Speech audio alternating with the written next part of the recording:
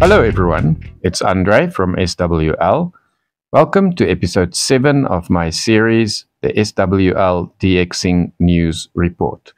In this podcast, I talk about radio-related news, frequency changes, new stations, closures, and anything else that might interest DXers. This program is presented as a video podcast, so you can just sit back and listen, or enjoy the visuals in the video if you want to look at images while you are listening. For those of you who would like to listen via your regular podcasting apps, there is now an RSS feed available for my podcast on Spotify.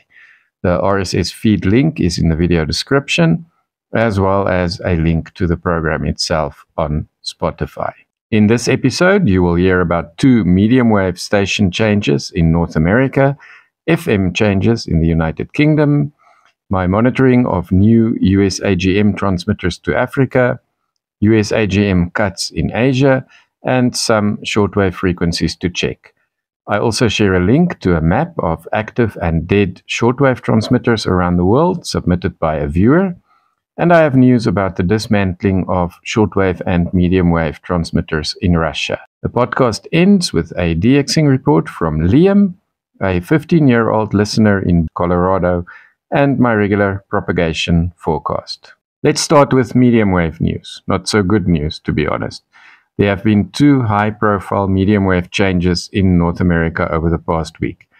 The New York Times and various other media report that WCBS Radio in New York, a news station on 880 kHz, one that is often heard in Europe at times of good propagation, is becoming a sports station.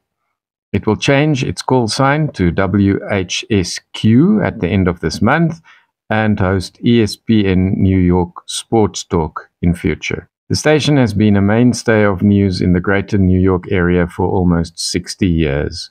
The New York Times writes, WCBS helped make up the running backdrop of frenetic city life. Residents listened to it in the shower, at the breakfast table, in their cabs. It provided the small informational necessities that enable urban living.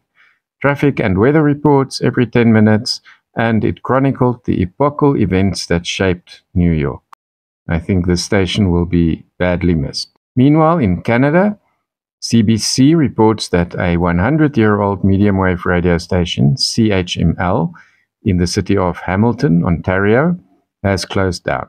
It suddenly went silent without notice on Thursday, the 13th of August. The station used to be on 900 kHz and served the community of Hamilton for 97 years with news and entertainment. The station's owners, Chorus Entertainment, said in a statement sent to CBC Hamilton that the decision was made due to financial challenges flowing from a, and I quote, significant shift in TV and digital advertising spending with the increased and unregulated presence of foreign-owned media platforms, end quote. In the United Kingdom, the station KISS FM will disappear from FM, except for one local transmitter in Bristol. The website Radio Today reports that KISS FM will become digital only. Another station, Hits Radio, will take over some of the KISS FM frequencies. Hits Radio will appear on 100 MHz in London, 101 MHz in the west of England, and 106.1 MHz in Norwich. KISS Radio will remain on 97.2 MHz in Bristol. There is no confirmed date for the changes yet. On to shortwave news. Yemen Radio International on 11935 definitely seems to be back. The past week, I heard them every single day, bright and clear, the actual Yemen Radio International, and not the usual buzz.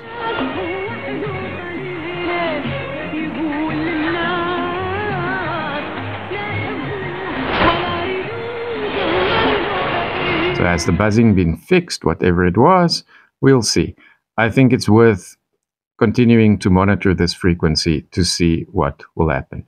But while the station is on air, it's actually a nice listen. Some interesting Arabic music quite often. So even if you don't understand Arabic, you can listen to the music. It has been confirmed that USAGM, the United States Agency for Global Media, has terminated all transmissions from the Mariana Islands in the Pacific. Reports have been swirling around about these closures for some time.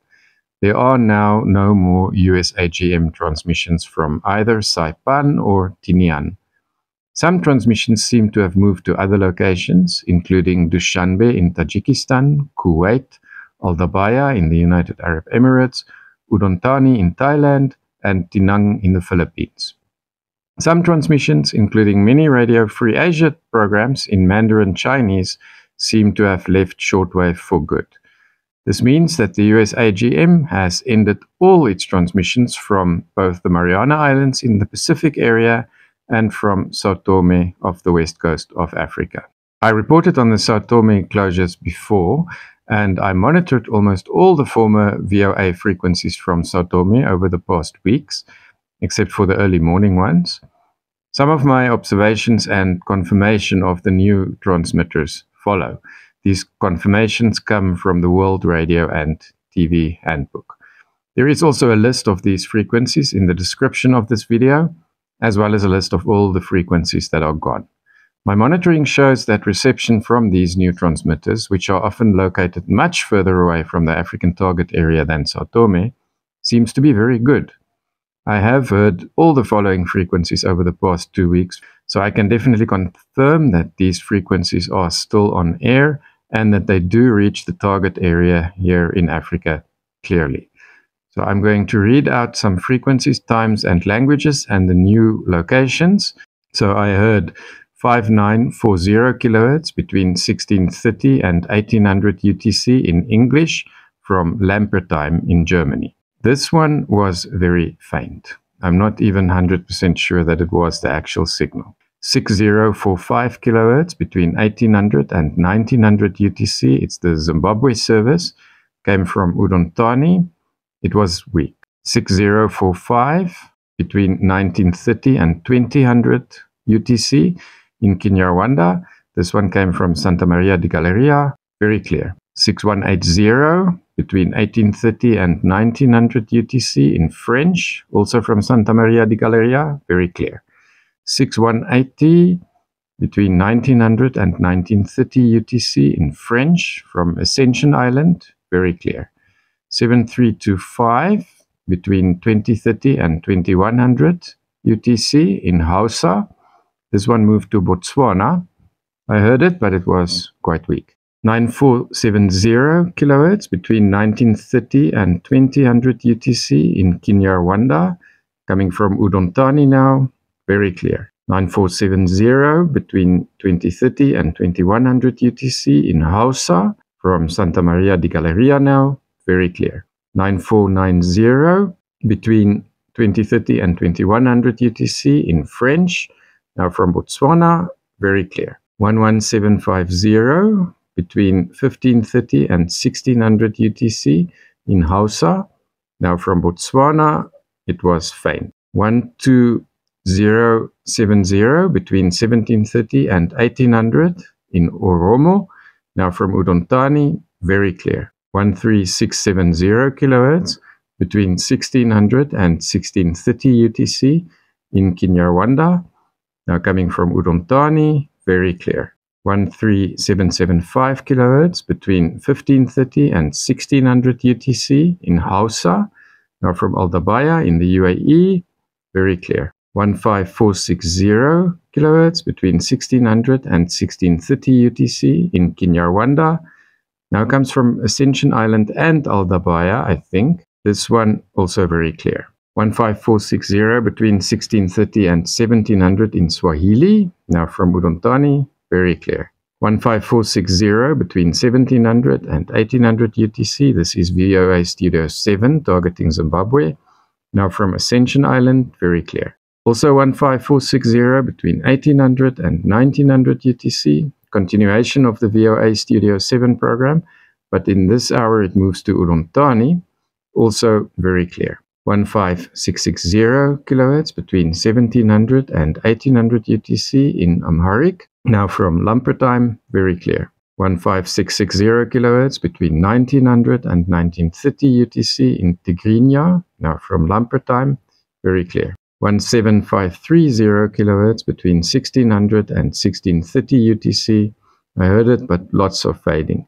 Comes from Ascension Island now, and this is in Kinyarwanda. And lastly, 17530 kilohertz between 1630 and 1700 UTC in Swahili now comes from Wooferton in the UK. Very clear. Keep in mind that the frequencies I just mentioned are just frequencies that used to come from São Tomé Island, VOA frequencies from there. Most of the other transmissions that came from Botswana in the past are still on air, even though schedules seem to have been reduced somewhat in terms of time. Here in Southern Africa, VOA from Botswana can still be heard clearly on various frequencies for several hours a day, including 4930 kHz and 6080 kHz. There is therefore no need to despair yet. VOA still has good shortwave coverage in Africa, either from Botswana or from transmitters further afield. I think some of those new transmitters might actually be easier to catch in different parts of the world than what São Tomé used to be. In a previous episode, I mentioned that World Radio Network, WRN, which transmits programming to Russia from Aldabaya in the UAE, has extended its programming on Saturdays by an hour, from 1700 to 1800 UTC. The German radio news website, Radio 1, reports that this new hourly program contains a BBC podcast in Russian. This is from 1700 to 1800 UTC on Saturdays only, and it is on 13650 kilohertz. This would in effect mean that the BBC in Russian has now made a return to shortwave for 1 hour every Saturday. A viewer and listener, 15-year-old Liam, who lives in Colorado in the US, sent me a link to a very interesting map he created showing active and inactive shortwave transmitters around the world. He says, and I quote him, "I have created a Google My Maps presentation of current and former shortwave transmitter sites used by international broadcasters. I try to update it as soon as possible if I see something new happening." End quote. Liam says that while updating his transmitter map, he noticed on Google Earth that new satellite images confirm the removal of various shortwave and longwave transmitters in Russia. Antennas at the former Voice of Russia sites in the Vladivostok area have all been removed, and the images he found also show that transmitters at the site near Petropavlovsk-Kamchatsky in the Kamchatka area, which formerly broadcast programs to Asia and the west coast of North America, are in the process of being removed as well. The longwave mast and a few of the shortwave antennas have already been removed. Exact locations for these sites are in the description of this video sent to me by Liam, so you can use these locations to look up the sites on Google Earth and see for yourself. The transmitters are gone. Liam invites comments and contributions to keep his transmitter map updated. There is a link to his transmitter map and to his YouTube channel in the description of this video. Liam also sent me a reception report, the first such report to feature in my podcast. I think it's great to report on what people are hearing on shortwave at different locations around the world. Liam's location is Berthoud, north of Denver in Colorado, and he mostly uses a Siwadon D808 for his shortwave listening. I would like to encourage everyone to send me reception reports together with your location, then I can share them here. I think it will be interesting for many listeners. My email address is andre9@duck.com. That is Andre, ANDRE, and the number 9, at duck.com. So here is Liam's report for August. August the 11th at 0021, he heard Radio Voz Missionaria on 9665 with a SINPO of 44444. Very good reception there. August the 11th at 0025, he heard China Radio International on 9710 in Portuguese from Kashisaibach in China, SINPO 44434. On August the 11th at 0028, Radio Romania International on 9730 in Romanian. It was with a SINPO of 44434. And August the 11th at 0053, some more Radio Romania International, this time on 11620 kHz, SINPO was 44434. On August the 14th at 1836, he heard Deutsche Welle on 15275 in Arabic. The SINPO was 34444. On August the 15th at 0557, Radio Mali on 5995 in Bambara was heard. This one comes from Bamako in Mali. The SINPO was 34343. On August the 15th at 1518, he heard Voice of Turkey on 17815 in Turkish. SINPO was 44444. August the 15th at 1514, China Radio International on 17630. This one also comes from Bamako in Mali. Interesting that this signal travels all the way to Colorado in the US. The SINPO was 34433. And lastly, on August the 15th at 1521, he heard Adventist World Radio on 15265. This comes from Austria, and the SINPO was 34433.